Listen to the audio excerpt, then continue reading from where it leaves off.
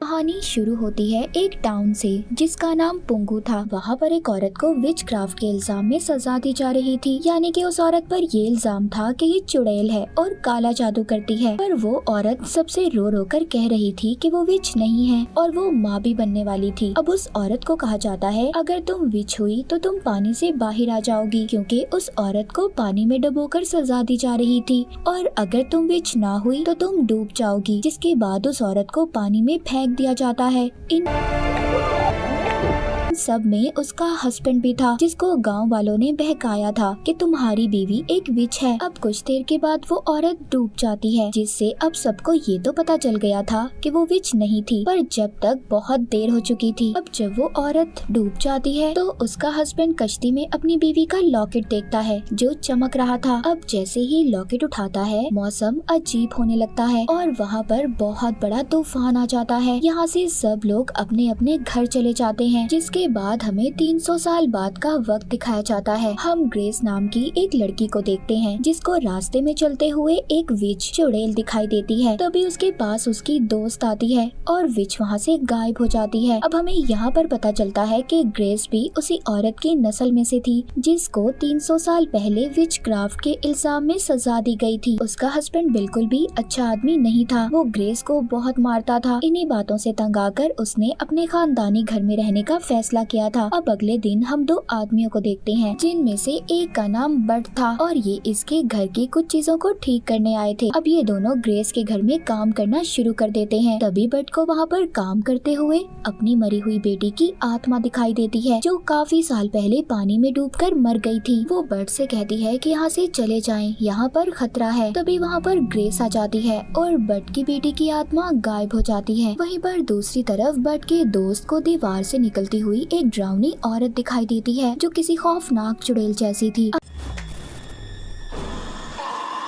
तब बट का दोस्त बहुत ज्यादा डर गया था और यहाँ से जाने का फैसला करता है, पर बट उसको समझाता है कि डर क्यों रहे हो, कुछ नहीं होता, बस जल्दी से हम अपना काम खत्म करेंगे और यहाँ से चले जाएंगे। जिसके बाद दोबारा से वो दोनों अपना काम करना शुरू कर देते हैं। इसी तरह एक दिन गुजर जाता है। अब बट और इसका दोस्त ग्रेस के पास जाते हैं और कहते हैं कि अब हम जा रहे हैं और बाकी का काम हम कल आकर कर देंगे। तभी वहाँ पर ग्रेस का हस्बैंड आ जाता है। ग्रेस का हस्बैंड अपने रवैये की उससे माफी मांगता है, कहता है कि पहले मैंने जो कुछ भी किया सब गलत किया, मुझे माफ कर दो। ये सब बातें सुनकर ग्रेस उससे कहती है ठीक है, मैंने तुम्हें माफ कर दिया, अब जाओ और बाहर जाकर डस्टबिन में कूड़ा फेंक कर आओ। इसीलिए अब वो कूड़े को बाहर लेकर चला जाता है। जब वो बाहर आता है तो मौसम बहुत ज्यादा खराब था। जब वो डस्टबिन में कूड़ा फेंकने लगता है तभी डस्टबिन से वही विच बाहर निकलती है, जिसने बट के दोस्त को डराया था, जो दीवार से निकली थी। और वो विच ग्रेस के हस्बैंड को डस्टबिन में ही खींच लेती है। इसी तरह रात गुजर गई थी और अब सुबह हो जाती है,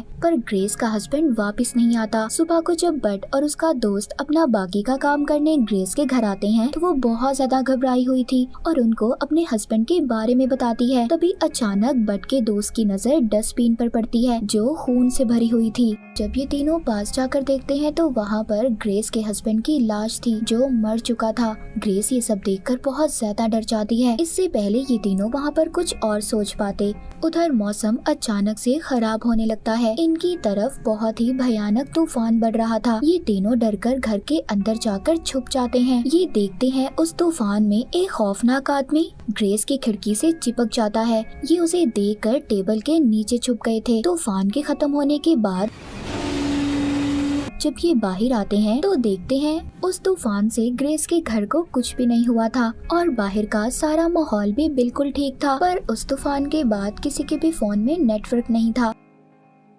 अब ये तीनों गाड़ी में बैठकर पुलिस स्टेशन जाने का फैसला करते हैं, ताकि ये ग्रेस के हस्बैंड के मरने के बारे में रिपोर्ट कर सकें। अब जब ये पुलिस स्टेशन जा रहे थे तो देखते हैं आसपास के घर, लोग, पुलिस स्टेशन, पोस्ट ऑफिस, इन्हें कुछ भी नहीं दिखाई देता। सब कुछ गायब हो चुका था। जब ये थोड़ा सा आगे जाते हैं तो आगे जाकर रोड भी खत्म हो जाता है। ये दूसरा रास्ता लेते हैं तो वो भी जंगल के बीचों बीच जाकर खत्म हो जाता है। हर तरफ जंगल था। तभी इनको अपनी तरफ कुछ लोग आते हुए दिखाई देते हैं, जिन्होंने अलग अलग जानवरों के मास्क पहने हुए थे, जो इन तीनों पर अचानक से हमला कर देते हैं।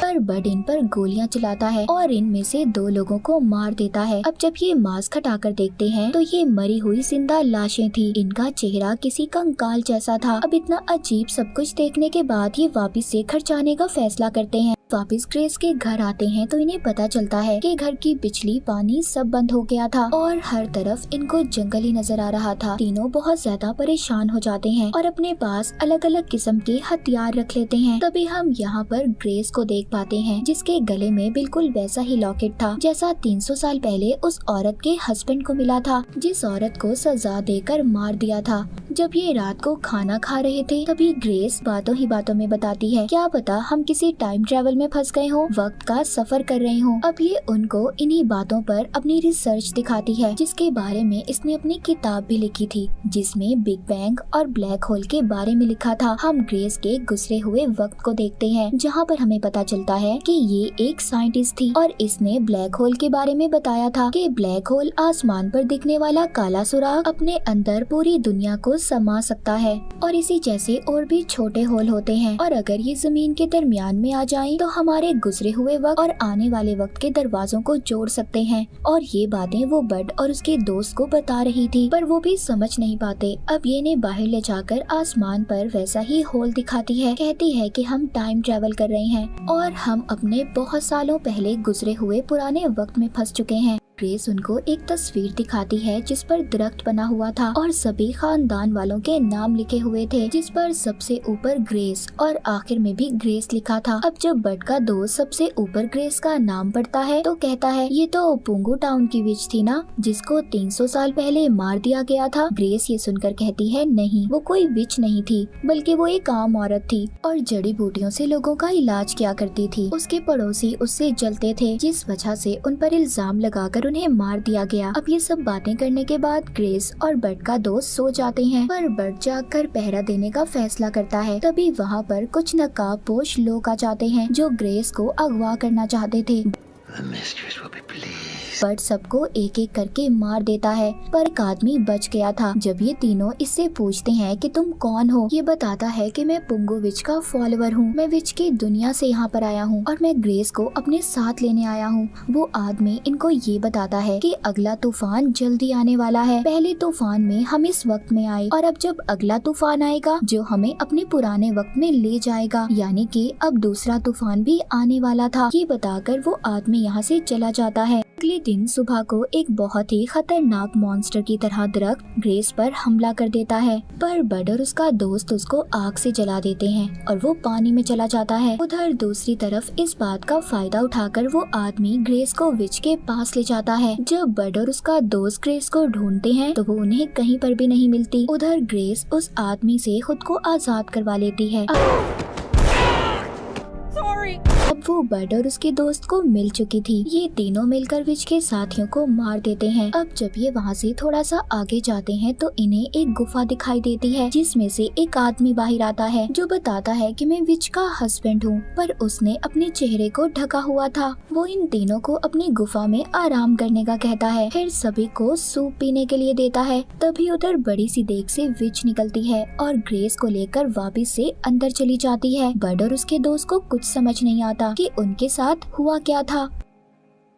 बड विच के हस्बैंड से पूछता है कि तुमने ऐसा क्यों किया, हमें धोखा क्यों दिया तुमने। वो कहता है कि मैंने कुछ नहीं किया, सब विच ने किया है। वो लोगों पर आंख और कान से नजर रखती है, इसीलिए मैं हमेशा अपना चेहरा छुपा कर रखता हूँ और विच को तुम्हारी वजह से सब पता चला है कि तुम कहाँ पर हो। तुम फिक्र नहीं करो, मैं ग्रेस को वापस लाने में तुम्हारी मदद करूँगा, क्योंकि ये भी जानता था कि विच इसकी बीवी अच्छी औरत नहीं थी और बदले की आग में सबको खत्म कर देना चाहती थी। जिसके बाद वहाँ पर उन्हीं मॉन्स्टर को बुलाता है जो बड़े बड़े पेड़ जैसे थे। तभी बड का दोस्त देखकर इन्हें डर जाता है क्योंकि इन्होंने इनमें से एक को जलाकर मारा था। पर विच का हस्बैंड कहता है कि ये तुम्हें कुछ नहीं कहेंगे। अब ये इनकी मदद से विच के किले में जाते हैं जहाँ पर बड और उसका दोस्त दरवाजे पर हमला करके उसे उड़ा देते हैं। इधर विच ने ग्रेस को कैद किया हुआ था। अब हमें पास्ट में गुजरे हुए वक्त में 300 साल पहले वही औरत दिखाई जाती है जिसको विच कहकर मार दिया गया था। वो दरअसल मरी नहीं थी, तैर कर उड़कर पानी के दूसरी तरफ आ जाती है। फिर उसके यहाँ बच्चा पैदा होता है। अब जब वो मरने वाली थी तभी उधर उसने आसमान पर वैसा ही ब्लैक होल देखा जिसके बारे में हमने ग्रेस और बट को बातें करते देखा था। उसने उसकी सारी ताकतों को अपने अंदर खींच लिया था,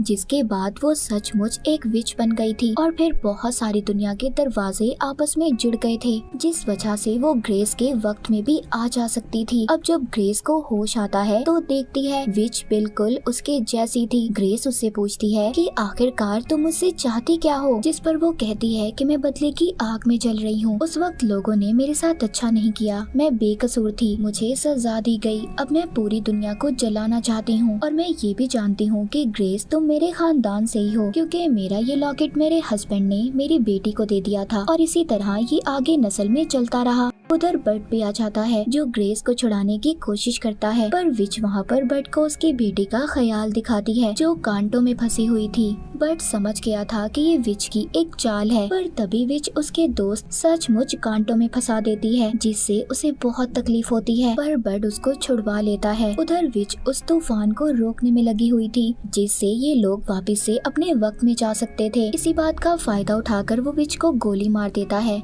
जिससे विच नीचे जाकर गिरती है